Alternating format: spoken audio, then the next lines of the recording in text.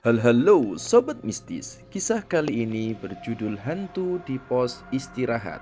Oke, sebelum lanjut, yang pernah melewati pos atau kalian pernah jaga pos kampling, coba like dan subscribe. Ubur-ubur ikan cucut. Oke, kita lanjut. Kita masuk ke dalam cerita. Malam itu, angin gunung berhembus lebih dingin dari biasanya. Kabut tebal menyelimuti jalur pendakian Gunung Sagara, membuat jarak pandang menjadi terbatas. Di antara kabut yang menyusup di sela-sela pepohonan, dua orang pendaki, sebut saja namanya Dika dan Reza, berjalan terseok-seok menuju pos istirahat yang disebut atau banyak orang mengistilahkannya pos Batu Hitam. Reza, masih jauh nggak sih posnya? Dika bertanya dengan nafas tersengal-sengal karena kecapean. Harusnya sih udah deket, tapi gue ngerasa jaraknya makin panjang aja, gak kayak biasanya. Jawab Reza, matanya menyapu jalur setapak yang dipenuhi dedaunan yang basah karena embun atau mungkin karena gerimis. Mereka memutuskan mendaki larut malam untuk mengejar sunrise di puncak. Meskipun porter setempat sudah memperingatkan bahwa tak ada yang berani menginap di pos Batu Hitam, terutama setelah matahari terbenam. Namun, mereka berdua mengabaikan peringatan itu dan tetap saja melanjutkan pendakian, terutama setelah matahari terbenam. Mereka mengira itu hanya mitos untuk menakut-nakuti pendaki pemula yang baru belajar untuk mendaki biar tidak mendaki malam, biar mereka tidak tersesat. Ya, yang namanya anak muda, mereka apalagi bisa dikatakan pendaki yang pro ya. Jadi mereka selalu menantang mitos-mitos yang ada di beberapa gunung. Setelah berjalan hampir 1 jam, akhirnya samar-samar tampak bangunan kayu tua di balik pepohonan. Pos istirahat itu terlihat reot seperti tak terawat. Atapnya berlubang dan dindingnya dipenuhi coretan pendaki yang pernah singgah di sana. Jadi namanya bangunan tua.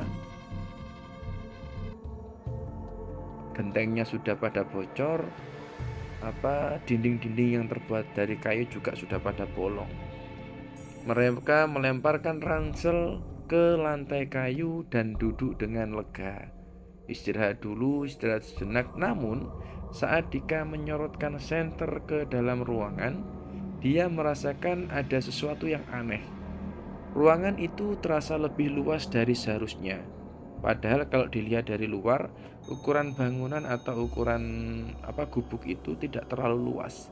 Tapi ketika dia masuk, itu rasanya lebih luas daripada yang tampak dari luar. Dan di pojok ruangan yang gelap, ada sesuatu bayangan hitam yang seperti bergerak-gerak. Malam pun semakin larut dan udara semakin dingin ya, karena cuacanya berkabut dari siang. Kondisinya memang di pegunungan sangat dingin. Dika berusaha memejamkan matanya biar dia bisa istirahat lebih awal. Tetapi ada rasa tidak nyaman di sana. Matanya kembali mengarah ke sudut ruangan yang dari tadi dia lihat, dia pantengin, yang dia rasa ada makhluk yang bergerak-gerak di situ. Dia merasa ada yang mengawasinya sedari tadi. Tiba-tiba suara langkah kaki terdengar dari luar pos. Pelan namun pasti, suaranya menuju ke gubuk itu secara teratur perlahan. Reza, lo denger kagak? Dika berbisik mencoba membangunkan temannya. Reza mengeram pelan, masih dalam keadaan setengah tidur, ya seperti orang lindur. Namun sebelum Dika sempat berbicara lagi, suara itu semakin jelas. Seseorang atau sesuatu sedang melangkah perlahan di sekitar pos. Terdengar suara barang yang jatuh. Brak! Pintu pos tiba-tiba terbuka sedikit. Dika langsung bangkit, menyorotkan senter ke arah pintu. Dan di situ tidak ada siapapun. Namun dari sudut matanya, dia melihat sesuatu berdiri di ambang pintu. Sesosok bayangan tinggi, hitam pekat, dengan mata merah yang menyala di dalam kegelapan, dengan tubuh yang penuh dengan bulu. "Hah!" Dika berteriak dan jatuh ke belakang membangunkan Reza karena kaget. "Apa? Kenapa? Lo ngeliat apa?" Reza buru-buru bangun menyalakan senternya. Namun, ketika cahaya senter menyapu atau mengarah ke arah pintu, sosok itu tiba-tiba menghilang. Jadi hilang seketika. Dika terengah-engah karena merasa kaget. Dan dia bilang, Gue tadi lihat sesuatu di sana. Matanya merah, badannya tinggi besar, dan badannya dipenuhi dengan bulu. Kayak kayak bukan manusia, gitu kata Dika. Reza mencoba menenangkan temannya atau Dika itu. Udah, mungkin lo cuma ngantuk dan lo ngelindur, berhalusinasi mungkin lo. Udah tidur lagi. Tapi Dika tahu apa yang dia lihat itu benar-benar nyata. Beberapa menit berlalu, mereka memutuskan untuk tetap tinggal di pos, meskipun perasaan tidak nyaman terus menghantui mereka. Namun, suara aneh kembali terdengar. Kali ini bukan langkah kaki melainkan suara bisikan. Pergi, pergi, pergi dari sini.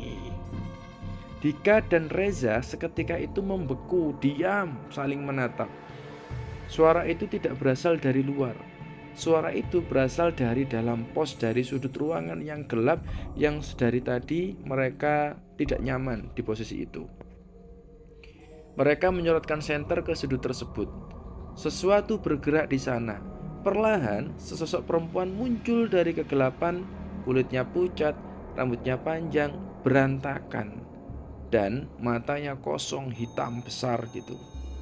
Mulutnya bergerak tetapi suaranya tidak terdengar, seperti orang komat kamit gitu.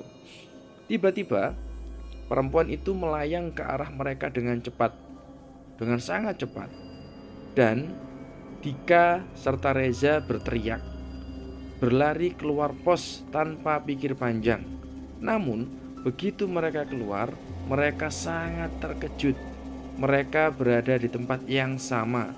Pos batu hitam masih ada di depan mereka. Seolah-olah mereka tidak pernah meninggalkan bangunan itu. Jadi sedari tadi muter-muter di dalam bangunan itu. Ini nggak masuk akal. Reza mulai panik di situ. Dan Dika pun juga sama. Mereka berdua sangat panik. Mereka mencoba berlari ke arah jalur turun, tetapi semakin mereka berlari, semakin kencang dan semakin mereka kembali ke tempat yang sama. Mereka akhirnya tertangkap. Lalu terdengar suara tawa yang sangat keras dan panjang. Bukan hanya satu, tapi banyak di beberapa sudut ruangan itu. Suara tawa itu dari berbagai arah, seolah ada banyak makhluk di sekitar mereka. Jadi seolah-olah ruangan tersebut penuh dengan makhluk-makhluk yang sedang tertawa. Dika pun jatuh tertunduk, matanya melebar, terbelalak, melihat sesuatu di tanah. Ada sebuah papan kayu tua yang setengah terkubur. Dengan tangan gemetar, ia menyapu tanah yang menutupi tulisan di papan tersebut. Dan di papan itu tertulis Pos Batu Hitam, lokasi tragedi 1995. 7 pendaki hilang tanpa jejak. Jadi di pos itu ada papan yang tertulis seperti itu, Pos Batu Hitam, lokasi tragedi 1995, 7 pendaki hilang tanpa jejak. Dika menoleh ke Reza dengan wajah pucat. Ini tempat tragedi itu, Za. Kita nggak pernah dengar cerita lengkapnya. Tapi Mereka nggak pernah ditemukan, Rez. Ini gimana? Ayo ini gimana? Ayo ini kita harus bagaimana? Dika panik banget, takut sekali. Saat itu, sesuatu yang lebih mengerikan terjadi. Reza tiba-tiba membeku. Badannya kaku, matanya berubah kosong, wajahnya pucat, dan kulitnya terkelupas. Akhirnya keluar luka. Dika melihat dengan ngeri saat tubuh Reza perlahan memudar, seolah-olah diserap oleh kegelapan. Dika pun teriak, "Reza! Reza! Hei, Reza!" Namun sebelum Dika bisa meraih sahabatnya, Reza menghilang dalam kabut, meninggalkan suara tawa yang semakin keras. Suara itu semakin keras dan semakin banyak memenuhi ruangan itu. Dika pun berlari ke sana ke sini, berusaha menemukan jalan keluar. Tapi semakin lama, langkahnya terasa semakin berat. Kegelapan pun mulai menyelimuti penglihatannya. Sebelum semuanya benar-benar gelap, dia mendengar suara bisikan terakhir. "Sekarang kamu bagian dari kami." Dan akhirnya apa? Dika pun juga lenyap seperti Reza. Keesokan harinya, pada pagi hari, beberapa pendaki menemukan pos batu hitam dalam keadaan sepi. Tidak ada tanda-tanda Dika dan Reza. Yang mereka temukan hanyalah 2 ransel tertinggal di lantai kayu dan sebuah ukiran baru di papan kayu tua itu. Papan kayu tua yang ditemukan oleh Dika tadi. Tapi papan tua itu sekarang berganti. Tulisannya menjadi 9 pendaki hilang tanpa jejak. Nah, siapa coba yang nulis? Dan kemana tulisan sebelumnya kok tiba-tiba ganti menjadi 9 pendaki hilang tanpa jejak? Oke, cerita ini menjadi peringatan bagi para pendaki lain untuk tidak mengabaikan larangan dan mitos yang menceritakan atau yang diceritakan oleh warga setempat.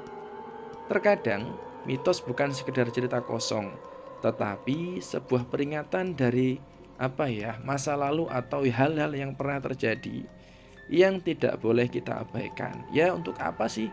Sebenarnya untuk membuat kita semakin waspada. Jangan terlalu sombong dengan apa yang sudah seolah-olah kita mahir di situ. Jadi biar kita lebih waspada saja. Mungkin pesan moralnya adalah jangan pernah meremehkan peringatan yang diberikan oleh orang-orang yang lebih berpengalaman, terutama tentang tempat-tempat yang memiliki sejarah kelam. Kesombongan dan ketidakpercayaan terhadap hal-hal gaib bisa membawa petaka. Nah, kita sebagai pendaki mungkin yang kita lakukan adalah tetap waspada, tidak mengabaikan peringatan-peringatan dari orang-orang yang mungkin berpengalaman di bidang itu. Oke, terima kasih karena sudah menonton video ini sampai akhir. Jangan lupa like dan subscribe, serta berikan komen-komen yang positif agar kami semakin semangat untuk membuat konten-konten selanjutnya. Dan lagi, jangan lupa tekan tanda loncengnya agar kalian menjadi orang pertama yang menonton video-video kami. Oke, terima kasih. See you next time.